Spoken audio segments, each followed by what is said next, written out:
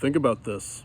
Think about the last time that you spoke to a girl where you kind of knew unconsciously that you were out of her league, whether it be because of looks or whether it be because, I don't know, you were more popular than her or whatever, or you just knew the game more compared to her where she didn't, you're her first boyfriend versus she's your third like girlfriend, right?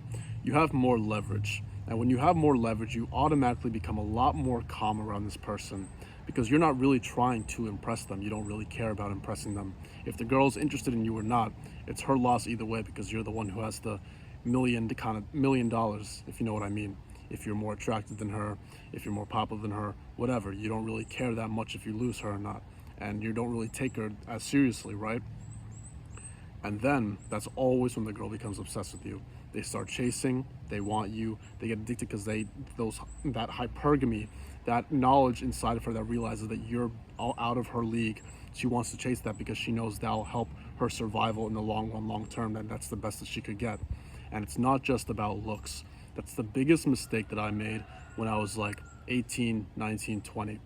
And the reason why I made this mistake and why a lot of people continue to make this mistake is because when you're in high school, when you're in college, it's obvious that the good looking dudes are going to pull girls, right? And they can rely on that because they have leverage, but that's only one piece of the pie, right? It's not the end all be all. It truly, truly, truly isn't. And I wish I understood this.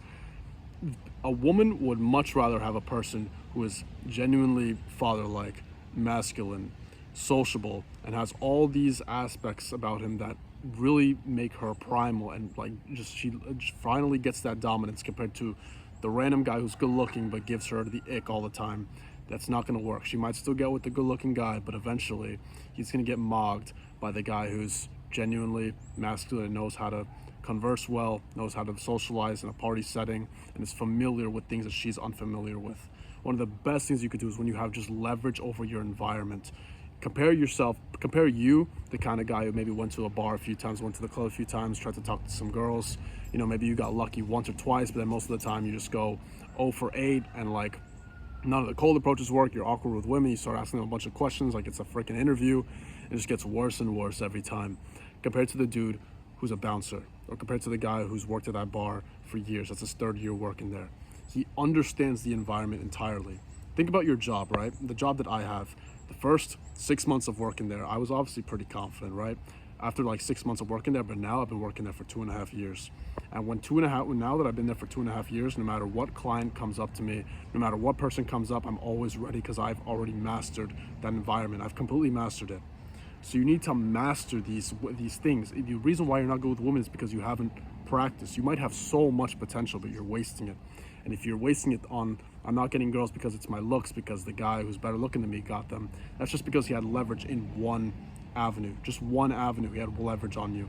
And when you have nothing else and you're just competing on looks, let's say this guy's a 9 out of 10, well, you're a 7 out of 10, and the 9 out of 10 keeps getting the girls and you're wondering why. It's not just your looks. You guys might have every other stat the same fucking level, but obviously she's gonna just compare with those two, right? You gotta have different stuff. Gotta have a big one is just masculinity, man. I'd say masculinity is the number one. Obviously money, obviously like your status. If you have like a 50K, 100K followers on Instagram or whatever, that's gonna be huge. Yeah, I heard Zerko say this once. Now I don't know how true this is because I haven't witnessed it yet, but he said once women turn 22, when they're in high school and college or whatever, they're gonna go with the guy who's fit, who's super lean, who has like a more like muscle, the kind of typical Chad who like surfs or works out a lot, who looks really good in the face. But then once they become 22, they just go straight for those Wall Street guys. Those Wall Street guys who are kind of nerdy but are wearing that really expensive watch. They're kind of lean, they're kind of skinny, whatever, and they just know what they're talking about when it comes to business. The game completely changes. Then he just saw all those guys with all the women. After like the women had turned 22, it was like a flip of a switch, while the Chads were waiting in the back, wondering what the hell, why aren't we getting the girls? Now, of course, the guys obviously still got the girls, and I'm obviously black pilled, right? I think looks are huge, right? And I still think it's like a close half and half between looks and masculinity, and overall just like dominance and like understanding your environment, right? And neurotypicality. Everything matters, right? Like a lot of the stuff is predetermined, but don't get into this fucking outlook where if you're like a 5 out of 10 dude and you're like 5'8", you think it's game over, because that's one of the stupidest things you could fucking do. One of the stupidest things you could do, and what I fucking regret so much. And trust me, this is coming from someone who was blackpilled for like 2-3 years, man.